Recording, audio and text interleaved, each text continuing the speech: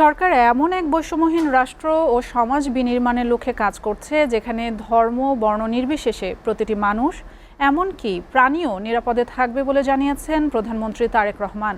বৃহস্পতিবার সচিবালয়ে 2026-2027 বছরকে আনুষ্ঠানিকভাবে নজরুল বর্ষ ঘোষণা করে প্রধানমন্ত্রী কথা বলেন।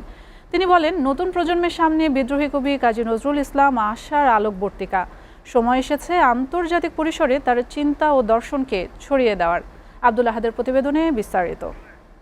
স্বাগত বক্তব্য। প্রেম, সাম্য ও দ্রোহের কবি কাজী নজরুল ইসলামের 127তম জন্মবার্ষিকী উপলক্ষে 2026-27 বছরকে আনুষ্ঠানিকভাবে নজরুল বর্ষ ঘোষণা করেছে সরকার। নতুন প্রজন্মের মাঝে নজরুলের চেতনাকে ছড়িয়ে দিতে বছরব্যাপী নেওয়া হয়েছে বর্ণাঢ্য কর্মসূচি। বৃহস্পতিবার সচিবালয়ে নজরুল গবেষক ও সংস্কৃতিজনদের নিয়ে আয়োজিত বিশেষ সভায় এই ঘোষণা দেন প্রধানমন্ত্রী তারেক রহমান। ডিজিটাল মাধ্যমে তার সাহিত্য এবং সঙ্গীত সংরক্ষণ এবং তার সাহিত্যকর্ম আন্তর্জাতিক পরিসরে আরও বিস্তৃতভাবে প্রচারের সুযোগও কিন্তু তৈরি হয়েছে। অনুষ্ঠানে নজরুল বর্ষের স্মারক ডাকটিকেট অবমুক্ত ও অফিসিয়াল লৌঘ উন্মোচন করেন প্রধানমন্ত্রী।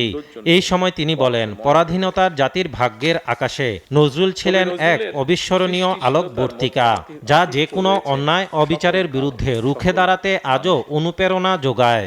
অন্যায় অবিচারের বিরুদ্ধে রুখে দাঁড়াতে তিনি আমাদের অনুপ্রেরণা। তার প্রাসঙ্গিকতা এবং প্রয়োজন কখনোই ফুরোয় না।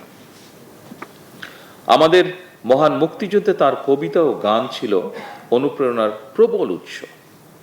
তেমনি আমাদের সকল আন্দোলন সংগ্রামে তার সৃষ্টিশীলতাই হয়ে ওঠে প্রতিবাদ প্রতিরোধের মূল ভাষা।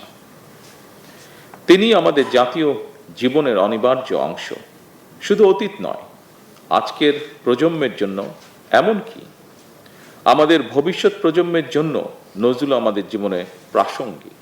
দেশের বর্তমান পরিস্থিতি ও আইন শৃঙ্খলা বজায় রাখার প্রসঙ্গে সুনির্দিষ্ট বার্তা দেন সরকার প্রধান। পরাজিত অপশক্তি দেশে বিভেদ সৃষ্টির অপচেষ্টা চালাচ্ছে এমন অভিযোগ করে তিনি নাগরিকদের নিরাপত্তা নিশ্চিতে সরকারের দৃঢ় অবস্থানের কথা জানান তিনি। অপশক্তি নিজেদের হীন দলীয় স্বার্থে মানুষের মধ্যে বিভেদ বিরোধ সৃষ্টির অপচেষ্টা চালালেও সবাই মিলেমিশে থাকাই বাংলাদেশের মানুষের আবহমান কালের মূল্যবোধ। বর্তমান সরকারও এমন এক রাষ্ট্র এবং সমাজ বিনির্মাণের লক্ষ্যে কাজ করছে। দেশের শান্তি, স্থিতিশীলতা ও টেকসই উন্নয়নে সমাজের সর্বস্তরের মানুষের সহযোগিতা কামনা করেন প্রধানমন্ত্রী। নজরুল বর্ষের বছরব্যাপী আয়োজনের মধ্য দিয়ে দেশে অসাম্প্রদায়িক ও সাম্যবাদী সমাজ গঠনের চেতনা আরও বেগবান হবে, এমনটাই প্রত্যাশা সংশ্লিষ্টদের। সুতরাং পুরো জাতি যদি একসাথে সরকারি এবং বেসরকারি সব পর্যায় থেকে এই তাৎপর্য তুলে ধরার চেষ্টা হয়, এই তাৎপর্য আমরা যাতে জাগানোর চেষ্টা করতে পারি, সেটা হলে এটা সফল হবে। আব্দুল আহাদ, এসটিভি, ঢাকা।